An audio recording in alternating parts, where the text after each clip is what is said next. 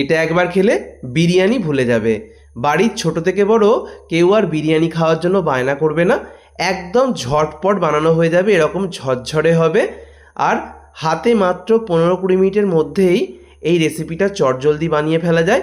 কিভাবে একদম সেরা স্বাদের বিরিয়ানিকে হার মানানো রেসিপি, সেটাই আজকে ভিডিওতে দেখাবো। তো ভিডিওটা কোথাও স্কিপ না করে সঙ্গে শেষ পর্যন্ত দেখতে থাকো।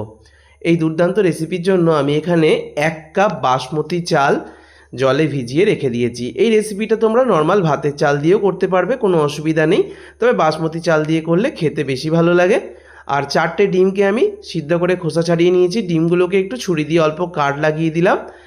আর এখানে বাদবাকি জোগাড়জাটি আমি করে নিয়েছি। প্রথমেই আমি কড়াইতে সাদা তেল দিয়ে দিচ্ছি, রান্নাটা সাদা তেলেই করব। সাদা তেলটা গরম হয়ে গেলে কেটে নেওয়া ডিমগুলোকে আমি দিয়ে দিলাম। ডিমগুলোকে 1 মিনিট হালকা ফ্রাই করে তুলে নেব। ডিম অতিরিক্ত ভাজতে যাবে না, 1 মিনিট ভেজে আমি ডিম তুলে নিলাম। এবার ওই তেলের মধ্যেই আমি এখানে একটা বড় সাইজের আলুকে 6টা টুকরো করে নিয়েছি।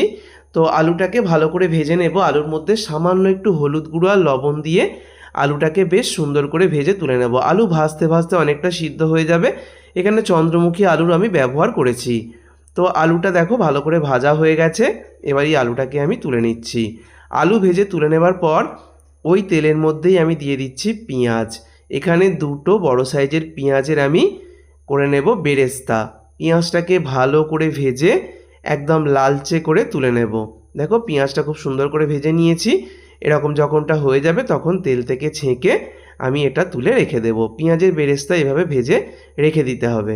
পেঁয়াজের বেরেস্তা ভেজে নেবার পর এবার ওই তেলের মধ্যে প্রথমে দিয়ে দিচ্ছি গোটা জিরে, তারপরে দিয়ে দেব 2টো ছোটো তেজপাতা, 2টো শুকনো লঙ্কা, 2টো করে এলাচ, লবঙ্গ, দারচিনি।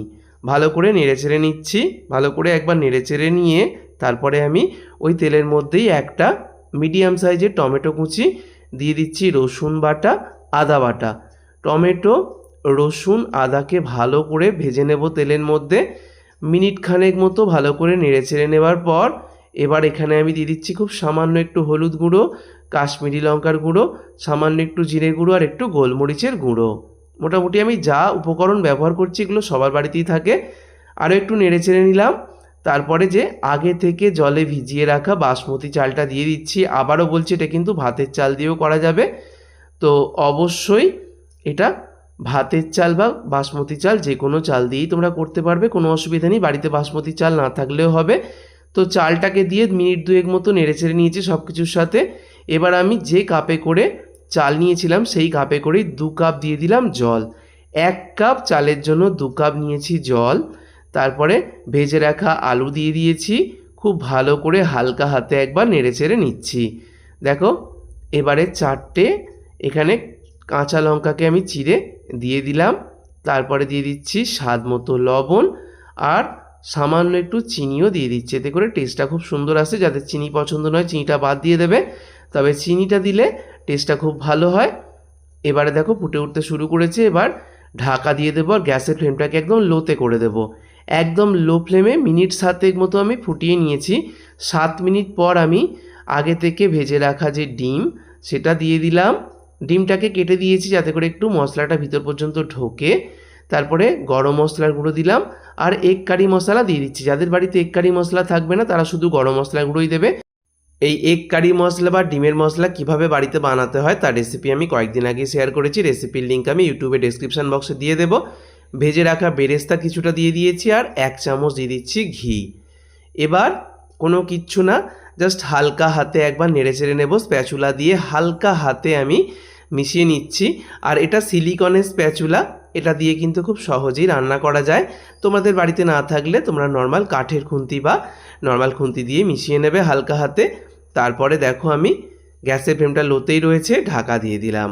এবার ঢাকা দিয়ে 8 মিনিট রান্না করব। প্রথমে 7 মিনিট করেছিলাম আর পরে 8 মিনিট একদম লো ফ্লেমে, তাহলেই কিন্তু একদম সুন্দর করে রান্না হয়ে যাবে। তবে এখন কিন্তু আমি নাড়াচাড়া করব না, আমি দেখিয়ে দিচ্ছি। দেখো আলু কিন্তু খুব ভালোভাবে সিদ্ধ হয়ে গেছে আর একদম ঝরঝরে হয়ে গেছে। তবে এটাকে আরও ঝরঝরে করার জন্য এটাকে ফ্যানের তলায় বা নর্মাল অবস্থায় খুলে রেখে দিতে হবে 10 মিনিটের জন্য। এখন আর ঢাকা দেবো না, আগে থেকে একটু বাঁচিয়ে রাখা বেরেস্তা উপর থেকে ছড়িয়ে দিলাম। আমি একবার দেখিয়ে দিচ্ছি, এখন কিন্তু বেশ গরম রয়েছে। গরম অবস্থায় একদমই নাড়াচাড়া করা উচিত নয়, তাহলে কিন্তু চালটা ভেঙে যাবে। তো এখন আমি ফ্যানের নিচে ওই 5 থেকে 10 মিনিট রেখে দেবো, এতে করে একদম ঝরঝরে হয়ে যাবে। তারপরে আমি সার্ভ করে দিচ্ছি। দেখো কতটা ঝরঝরে হয়েছে আর কত সুন্দর দেখতে হয়েছে। দেখে মনে হচ্ছে যেরকম এগ বিরিয়ানি হয়, একদম বিরিয়ানির মতো দেখতে হয়েছে। এর স্বাদ কিন্তু বিরিয়ানির থেকে কোনো অংশে কম নয়। যারা বিরিয়ানি খেতে খুব ভালোবাসো তারা এই একদম ঝটপট রেসিপিটা বাড়িতে ট্রাই করো, কথা দিচ্ছি ভীষণ ভালো লাগবে। বাড়ির ছোট থেকে বড় সবাই কিন্তু একদম মহানন্দে খাবে। যেদিন বেশি কিছু রান্না করতে ইচ্ছা করবে না, সেদিন বাড়িতে থাকা চাল, আলু আর এই ডিম দিয়ে এই ঝটপট রেসিপিটা বানিয়ে কিন্তু বাড়ির সবাইকে অবাক করে দিতে পারবে। কোনো তরকারির প্রয়োজন নেই, তবে একটু স্যালাড তোমরা সার্ভ করতে পারো। অবশ্যই বাড়িতে ট্রাই করো। সকলকে ধন্যবাদ।